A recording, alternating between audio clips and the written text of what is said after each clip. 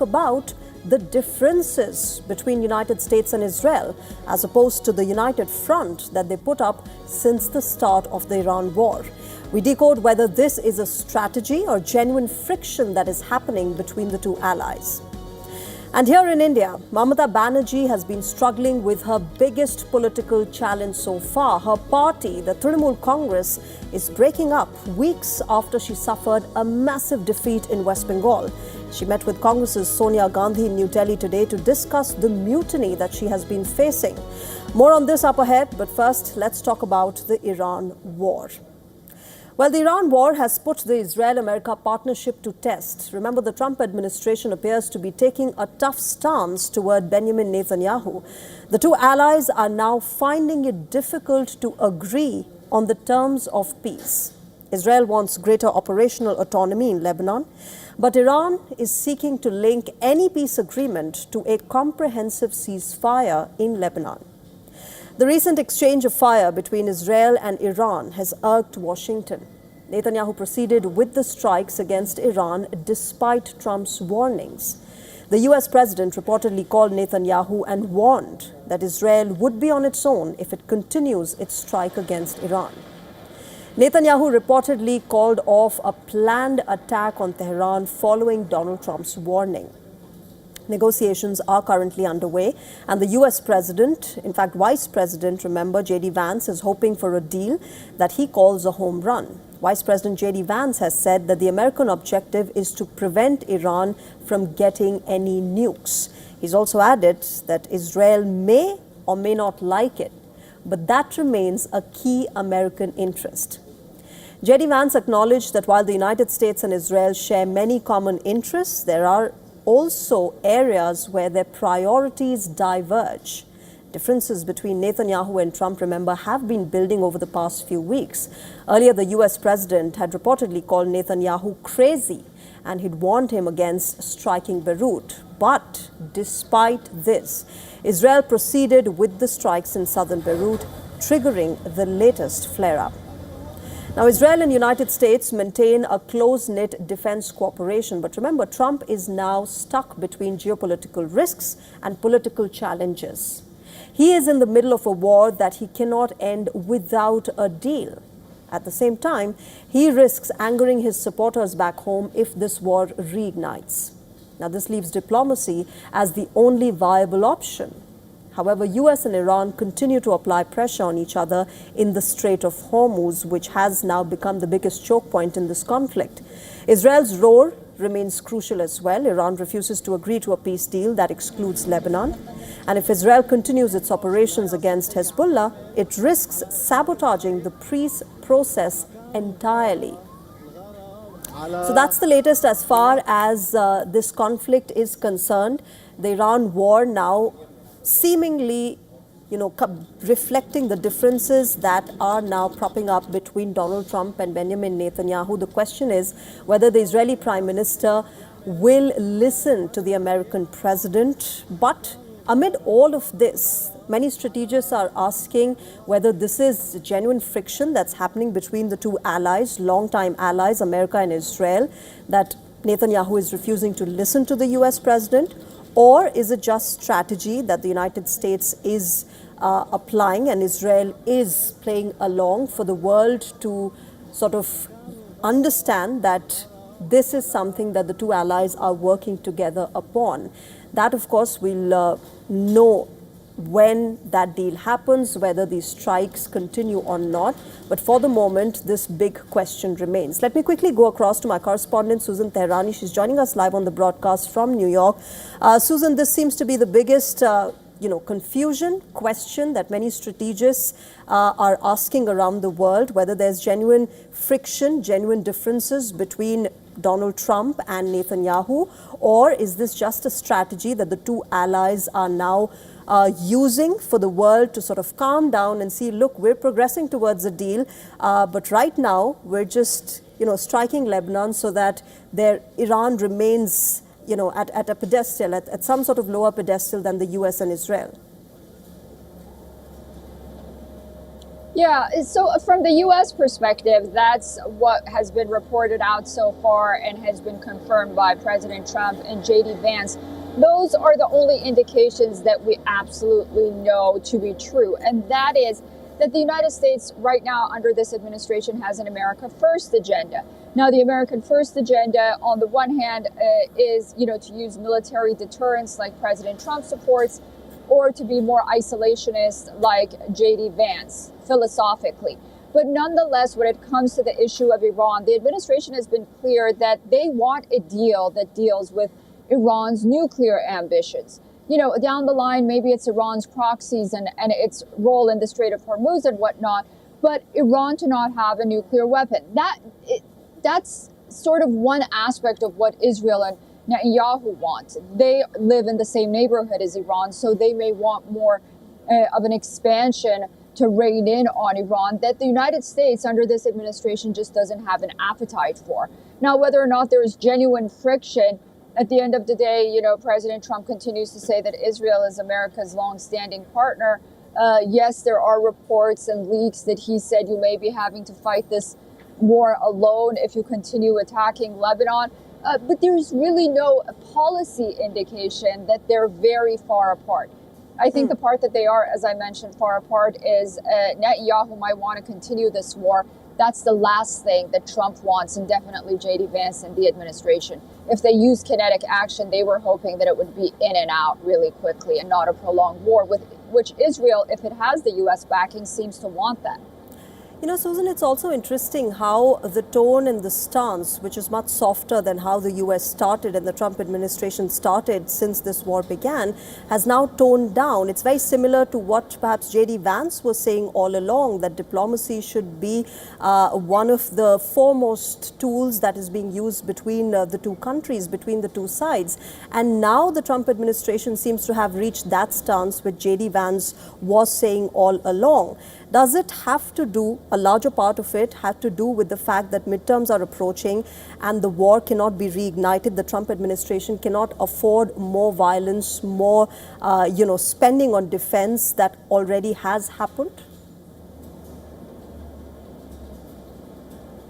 Yeah, no, I don't think so. I don't think that the Trump administration is afraid to go back and hammer Iran because of the midterms. I think the Trump administration is very concerned, even though they don't say it, is how this war, rightly so, is associated with the economic problems that Americans are having.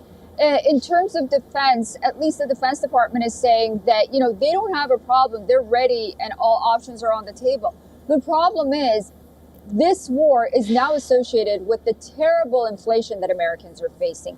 High gas prices, and also just the cost of living basically has skyrocketed. So that is the concern that they have. Whether or not Trump is going to listen to anyone, even J.D. Vance, if he feels like he should go to Iran and attack again, I highly unlikely that's the case. But I think his focus right now is on the economy and how can I hang on to the House and the Senate when Americans are frustrated with how much they're paying for just everyday essentials. So I think the focus is on the pocketbook, and then in turn, it sort of affects how he handles Iran and the diplomacy and whatnot. All right, Susan, thanks very much for joining us with the latest at the moment. Let's wait and see how this moves forward between the three countries. All right, with that, let's also tell you how U.S. President Donald Trump has claimed election fraud in California. Remember, Trump has said that California's voting system is rigged after Republican candidates that he had endorsed fell behind in key races. Now, the remarks have reignited a long-standing debate over election integrity, mail-in voting, and how long it takes California to count the ballots. The latest controversy centers around the Los Angeles mayoral race. Trump has been questioning the results after Republican candidate Spencer Pratt, who's a former reality television star whom he had endorsed, slipped to the third place days after polls closed. Incumbent Mayor Karen Bass has emerged as the clear frontrunner. City Council member Nithya Raman has moved to the second place, narrowly ahead of Pratt. Both frontrunners will face off against incumbent Mayor Karen Bass in the November runoff elections. Now, the president has insisted that Pratt could not have lost after holding an early lead and described the election as rigged. California election officials have rejected the claims. They say that the state's voting system includes multiple safeguards, including testing of voting machines, strict ballot security measures, and signature verification requirements. Officials argue that the extended counting period is a result of California's heavy reliance on mail-in ballots, which must be verified before they are tabulated. Under the state law, remember, ballots postmarked by election day can arrive up to a week later and still be counted. The Trump administration has been pushing for what it calls the Save America Act. And under this proposed legislation, voter IDs and proof of citizenship will be made mandatory for voting. Mail-in ballots will be limited for illness, disability, military, or travel. Trump's allegations have received support from some Republican leaders. House Speaker Mike Johnson questioned the integrity of California's election process, citing the length of time required to count the ballots. When asked for evidence of rigging, Johnson said that some activities were too difficult to prove.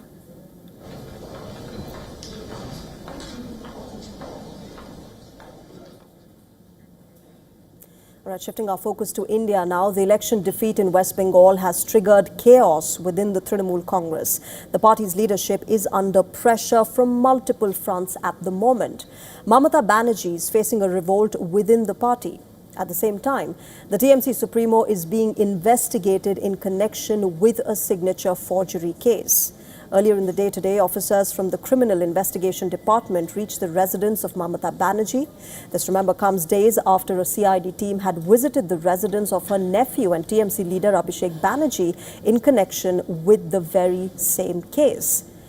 The investigations focus on the alleged forgery of the signatures of TMC MLAs to appoint the leader of opposition in the West Bengal State Assembly. Now, this controversy centers around a letter submitted to Assembly Speaker Ratindranath Basu appointing senior TMC leader Shobhandev Chattopadhyay as the leader of the opposition in the State Assembly. The letter was reportedly signed by 70 of the 80 Trinamool Congress MLAs, including Abhishek Banerjee. However, questions were raised after several MLAs claimed that their signatures had been forged. Mamata Banerjee is currently in New Delhi, where she has been holding a series of meetings, in fact, with opposition leaders. And she held a meeting with Congress Parliamentary Party Chairperson Sonia Gandhi as well at her residence today.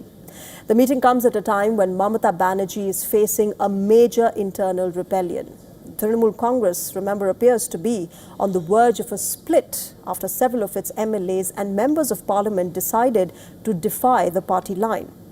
Rebel leaders now hold key positions, including that of Chief Whip in the Parliament and leader of the opposition in the West Bengal Legislative Assembly. All right, shifting our focus now, the plan to open a quarantine center for American citizens exposed to Ebola are facing local resistance in Kenya. Kenya has no recorded Ebola cases of its own, and its plans for the facility have angered the citizens who say that it could bring the virus into their country.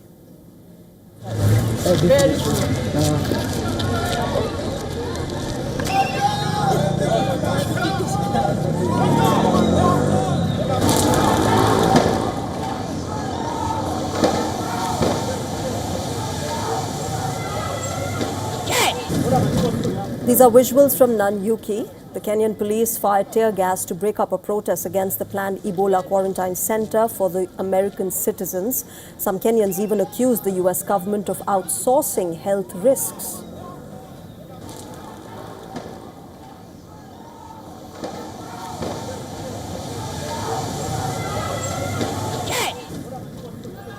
Plumes of white smoke rose over residential streets in Laikipia County as the police dispersed crowds, with protesters running, chanting, and holding placards.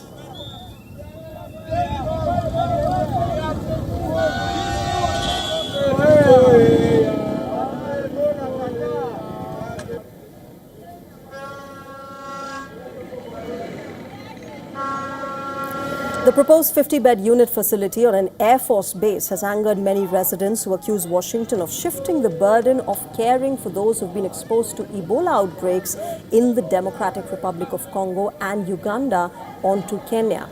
One protester held a white cross marked "Respect Ebola" as tear gas canisters landed on the street. People are now afraid to travel here. If you look at it, the hotel business has been the most affected. It's the first to suffer because of the name Ebola being associated with a place like this. Without going into too much detail, people are very angry, and as a result, many Kenyans will lose their jobs going forward. We are here today to reject the establishment of the quarantine center at the Laikipia Air Base. Given that we as the community and society at large, we were not consulted before this establishment, before the decision to establish the quarantine facility was made. 2 people were killed in protests last week in the Kenyan town where frustration has grown as Kenyan and American authorities reaffirmed their commitment to the plan. Now, the site lies about 200 kilometers from the capital Nairobi at the Laikipia Air Base. It is to be managed by American staff and host Americans who have been exposed to Ebola in the eastern region of the Democratic Republic of Congo. Several U.S. citizens have been exposed to Ebola in the DRC and Uganda, where there have been more than 500 confirmed cases and 100 confirmed deaths from the outbreak declared last month. The U.S. Embassy in Kenya issued a warning for its citizens in Nanyuki over these protests. Meanwhile, the World Health Organization has declared an international health emergency over the outbreak in DRC and Uganda. Remember, Uganda has confirmed 19 cases so far, and almost all are Congolese nationals who crossed the border.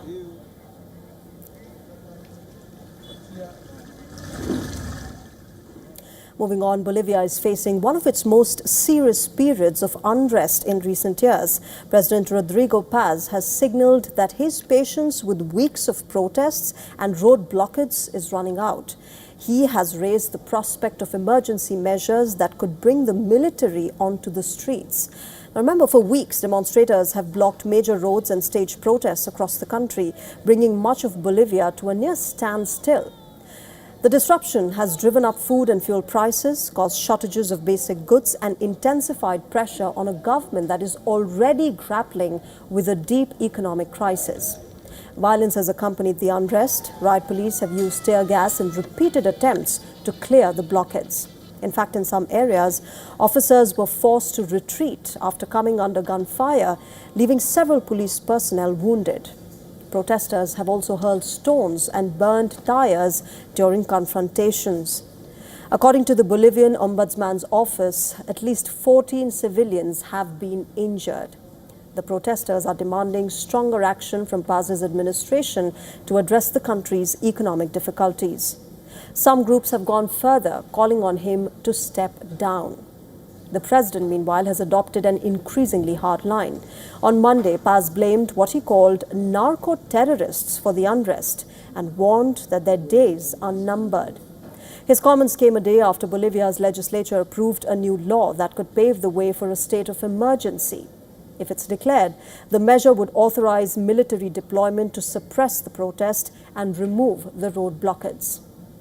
Paz has also suggested that former President Evo Morales and his alleged coca-growing supporters are helping drive these protests in an effort to destabilize his government. Paz is leading Bolivia's first conservative administration in 2 decades.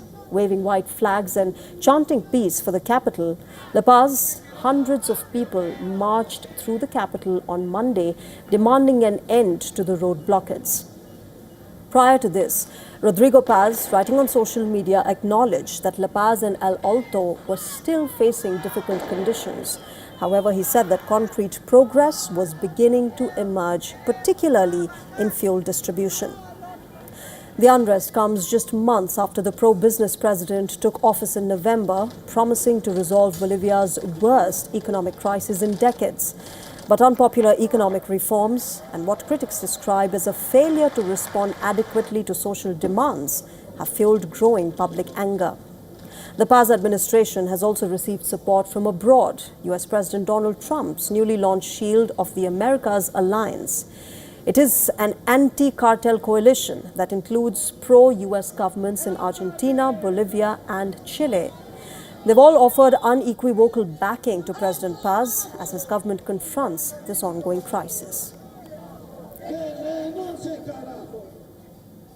Peru's presidential election is turning into a nail-biting contest now. Leftist candidate Roberto Sanchez has edged ahead of the conservative rival Keiko Fujimori. With thousands of votes still under review, the race remains too close to call, setting the stage for days of political uncertainty. The latest count shows Roberto Sanchez holding a razor-thin lead of around 15,000 votes over Keiko Fujimori. With more than 18 million ballots counted, Sanchez has 50% of the vote, while Fujimori stands at 49.9%. Peru has been plagued by instability, with residents jailed, impeached or forced from office. Whoever emerges victorious will become the country's 9th president in just 10 years. We can't see the vote as it is right now as the final result. I think we have to wait until we see the final outcome, and I hope it will be in the country's favor. Sanchez staged a late surge to reach the runoff. On Monday, he said that he remained optimistic but stressed that the final result must wait until every vote is counted. His candidacy has received the backing of former President Pedro Castillo, who was jailed after his failed attempt to dissolve the Congress in 2022. Sanchez has urged his supporters to remain calm and wait for the final results. First and foremost, we need to remain calm and composed. Important results from the quick count have already been published, and we appreciate that support. We are confident and optimistic, but, as is proper, the full count is still underway. So, what should we do? We should do what's required. Everyone should do their job. We have our representatives and our technical teams. We are very confident and optimistic, but the concrete reality is that we must wait for the release of the full results.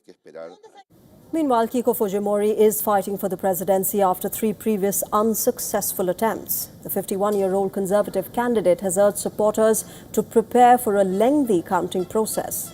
Fujimori is the daughter of former President Alberto Fujimori, who was jailed for human rights violations.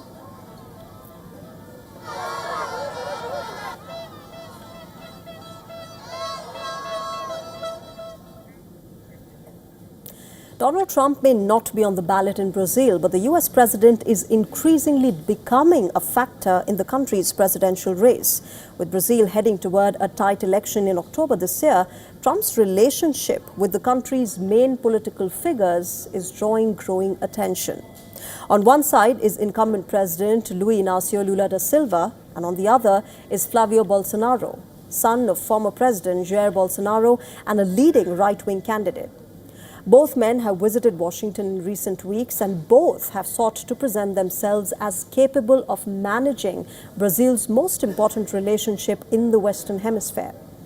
Trump has maintained contact with Lula despite their sharp ideological differences. And at the same time, he's also kept channels open with the Bolsonaro camp.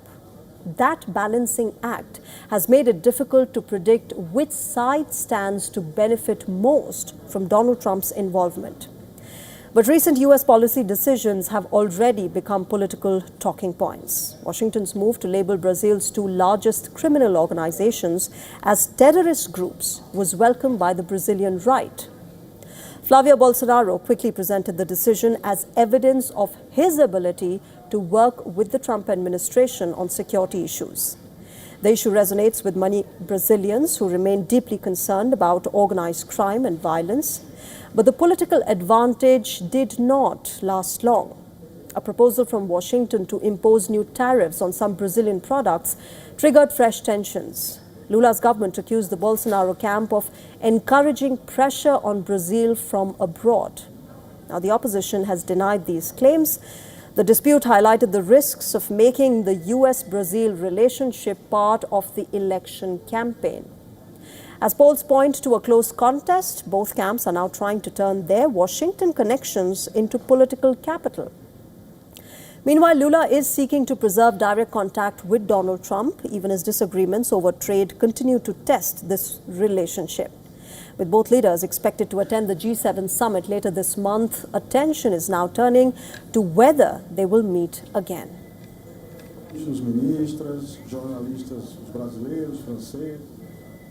And with that, it's a wrap on this edition of Race to Power. As always, we will keep getting you analysis and updates of all the political developments from across the world. Thanks very much for joining us at the moment. Bye-bye.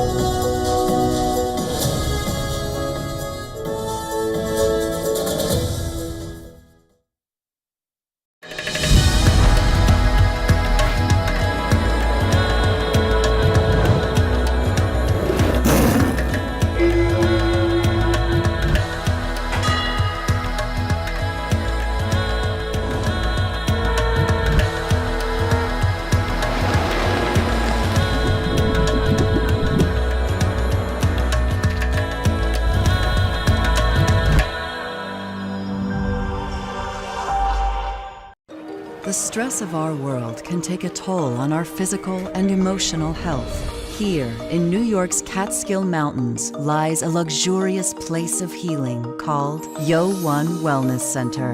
The WION Wellness Center provides 500,000 square feet of natural methods to manage diabetes, hypertension, chronic pain, obesity, depression, anxiety, and other conditions.